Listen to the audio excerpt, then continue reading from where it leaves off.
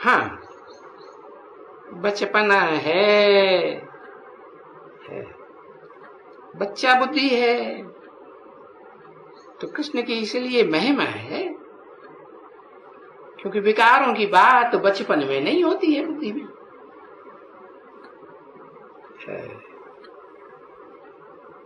तो देखो, ये लक्ष्मी नारायण से भी वास्तव में श्री कृष्ण की महिमा ज्यादा है।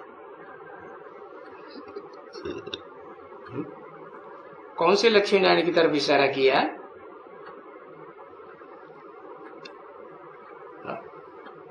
बाबा के पीछे चित्र रहता था लक्ष्मी नारायण का, उसकी तरफ इशारा करते थे कि ये लक्ष्मी नारायण से भी वास्तव में श्री कृष्ण की महिमा जाती है।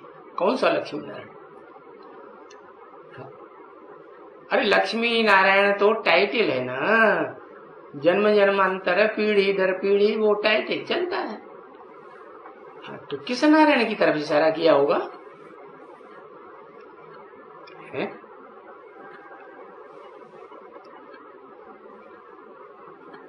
आदि लक्ष्मी नारायण की तरफ इशारा किया, सत्य की तरफ इशारा किया।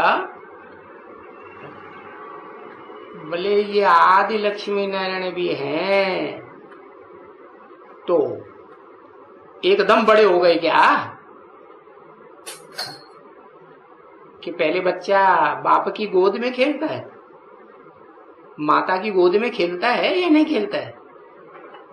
तो वो माता पिता के रूप में पार्ट बनाने वाली आत्मा एक व्यक्तित्व है या दो अलग अलग अलग?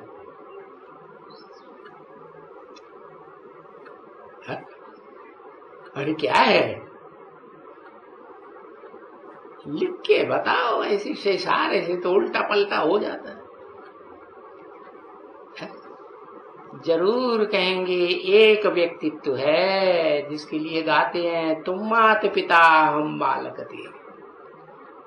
शिव के मंदिर में आज भी जाते हैं ना, तो शिवलिंग के सामने खड़े होके क्या कहते हैं?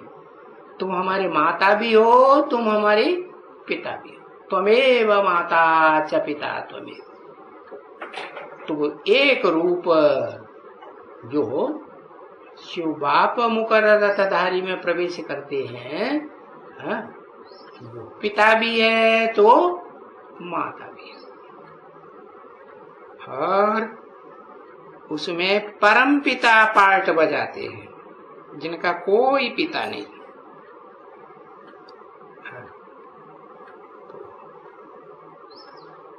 कोई तो बच्चा पहला पैदा होता है ना बाप का, जिस बाप का कोई बाप नहीं, उसका पहला बच्चा, उसका नाम क्या होगा?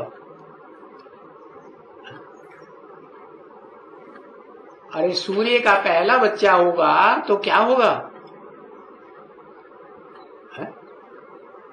सूर्य होगा, माना बड़ा विवस्वत होगा। गीता में लिखा हुआ है, मैंने विवस्वत को ज्ञान दिया। अब ज्ञान बुद्धि में बच्चे को बैठेगा या बड़े आदमी को बैठेगा? पूरी गहराई से ज्ञान बच्चा समझता है या बड़ा समझता है?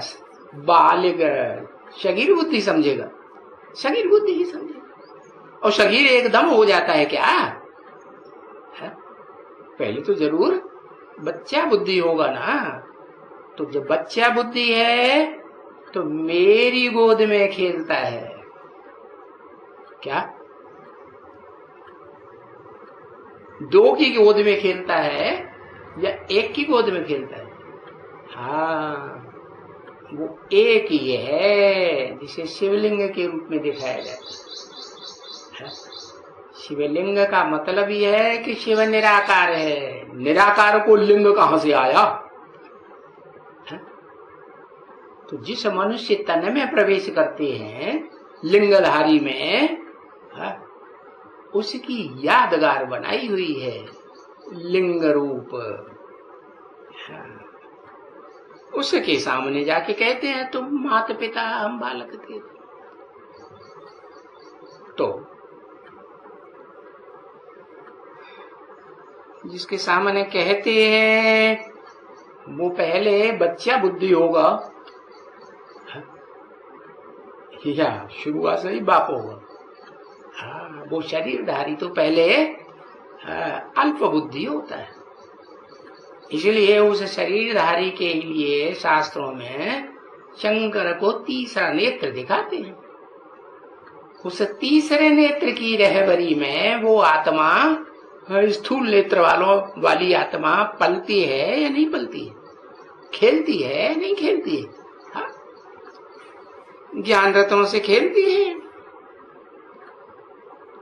तो बताया कि जब सालिम बुद्धि बने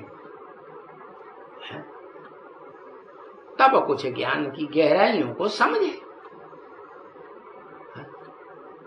बड़ी बड़ी गहराई क्या समझनी है? पहले बड़ी बड़ी गहराई ये नहीं पूरी है कि मैं आत्मा हूं, ज्योति बिंदु हूं।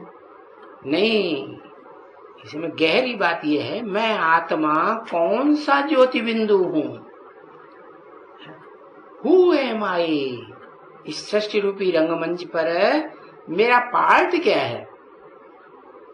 इस बात को पहचानने वाली जो पहली आत्मा है, सुप्रीम सोल, बाप का बच्चा, जिसे कहते हैं मनुष्य सृष्टि का बाप, प्रजापिता, सारी प्रजा का पिता, जिस मुकर्रर रथधारी में वो सुप्रीम सोल बाप आते हैं, तो पहले उनको पता चलता है क्या कि मैं आत्मा